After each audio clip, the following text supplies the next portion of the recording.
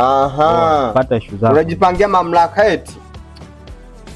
Anyway, mimi sijaje kwa wewe usinishike. Unamuelewa? Sikia wewe. Lete lao mmeme.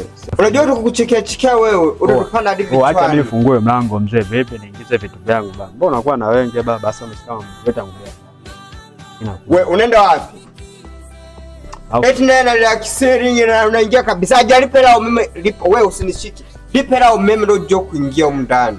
Njoo kwanza hapa mbele tu. Usinipange. Njoo kwanza huko mzee tukupange. Vipi mzee unakuwa kaza? Mzee unakuwa kama mtoto wa kike. Sasa tukubembeleze sasa. Itakaza. Njoo huko mzee vipi wewe? Umesikia mwanangu? Umesikia mwanangu?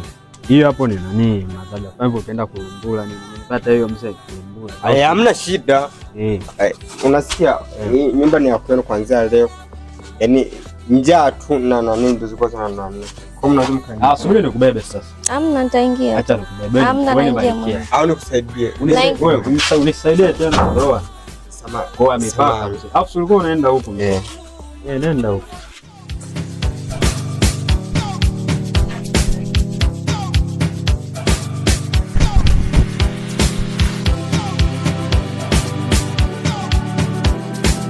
Leo kazi ipo.